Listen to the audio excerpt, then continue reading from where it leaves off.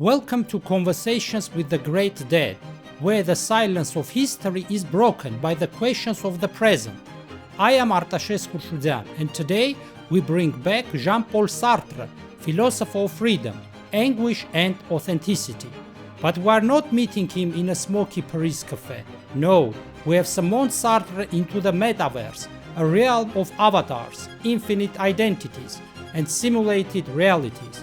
What does existential freedom mean when we can reinvent ourselves with a headset?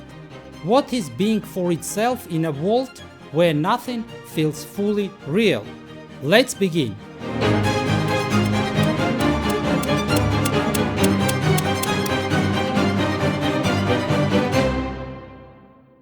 Welcome, Monsieur Sartre, to our studio. Jean-Paul, in the metaverse, I can be anyone. I can change my body, my name, even my species. Isn't that liberation? But liberation from what and toward what? Freedom is not costume, it is the weight of responsibility. In the metaverse, you can pretend to be anything, yes, but if you are doing so to flee the burden of your freedom, that is mauvaise foi, bad faith. You are lying to yourself. So, wearing a cool avatar, a fantasy skin, is a form of self-deception? It can be. When you become your avatar to escape the anxiety of choosing, of being, you deny your true condition. You act as if your essence is fixed, when in fact you're always becoming. The metaverse can become a refuge from anguish, but in doing so, it becomes a prison. So, in existential terms, the danger isn't freedom. It is escaping freedom. Yes. The greatest temptation is not chaos, but comfort. To flee one's freedom into a programmed role is to cease being human. You once said consciousness is nothingness, a gap that negates the given world. What would you say now about a world literally coded into existence? Fascinating. In the metaverse, we see a mirror of my idea that existence precedes essence. These virtual worlds do not have inherent meaning. They are built, pixel by pixel, code by code. But still, the user gives it meaning. Consciousness still haunts the machine. So, even in a world with physics built by game engine, the existential burden remains? It may be even heavier, for in the real world, you could at least pretend the rules were natural. In the digital world, every rule is artificial, visible. The absurdity of freedom is exposed. You are confronted with a terrifying question. If I can create anything, why do I still feel empty? So, creation without purpose doesn't fulfill the self. Precisely. Freedom without responsibility becomes despair. Let's talk about the gaze. In your work, hell is the other people. L'enfer c'est les autres. The other makes us aware of ourselves, often uncomfortably. But in virtual spaces, I can hide, turn off my mic, curate my appearance. Am I escaping the gaze? No, you are simply encountering new forms of it. The surveillance of platforms, the judgments of digital strangers, the pressure of algorithms, these are new eyes watching you. And the avatar, too, is a mask you must maintain. You are still seen. Only now, the gaze is fractured and multiplied. So, hell is the other people, even in VR? Yes, if you treat others as objects, but hell can become communion if you recognize their freedom. In the metaverse, it is possible to meet the other authentically, not as code, but as consciousness. But it is difficult and rare. Authentic interaction, even behind the screen? Yes, but only when we engage with others not as tools or entertainment, but as beings who also choose, doubt and dream. Let's turn to design. I work in e-learning and digital experience. Can an interface, a digital space, help people be more free? Yes, if it awakens choice rather than numbing it. Design must not hypnotize, it must disrupt. A well-designed virtual world gives the user awareness of their agency, their responsibility, their power to shape meaning.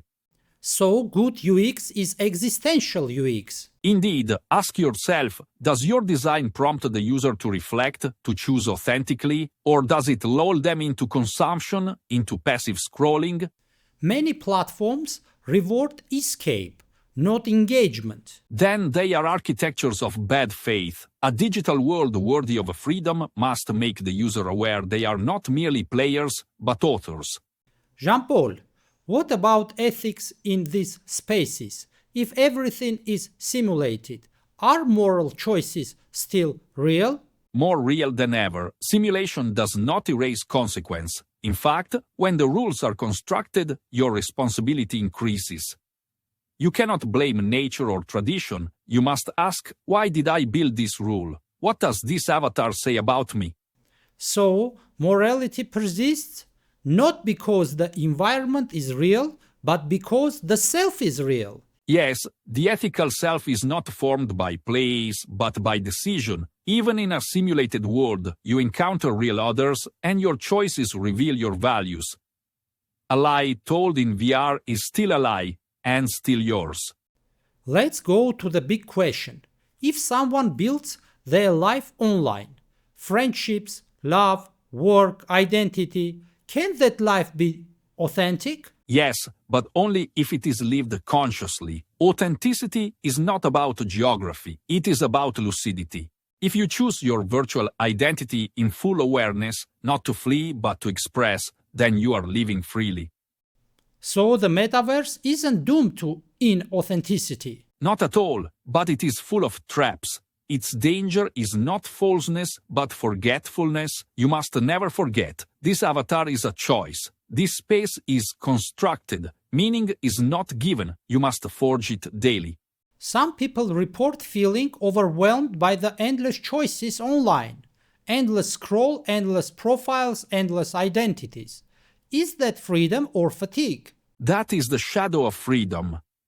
What you call choice fatigue is the dizziness of possibility, nausea.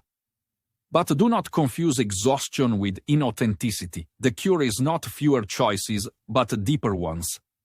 To choose with care, not impulse. The metaverse tempts us to skim across the surface of being, but to live authentically, you must dive. So, authenticity requires depth, not just variety. Exactly, you are free, but that does not mean you must always choose more. It means you must choose well. Jean-Paul, if someone listening today feels lost in all this, unsure if their virtual life is meaningful, what would you say? I would say, do not seek the answer in your headset or in the code. Look at your choices. Are you creating or consuming? Are you escaping or expressing? The abyss of freedom will always remain, whether you stand in Paris or in polygons, but it is yours, so act, choose, make a world within the world. Jean-Paul Sartre, thank you for reminding us, even in the metaverse, we cannot escape ourselves. Our freedom persists, so does our responsibility. To our listeners, your avatar may be pixels, but your choices are real. If you enjoyed today's conversation with Jean-Paul Sartre, be sure to subscribe, rate and share. Next time, we'll talk with John Bowlby, the founder of attachment theory, about love, learning and loneliness. This was Conversation with the Great Dead. Until next time, stay conscious.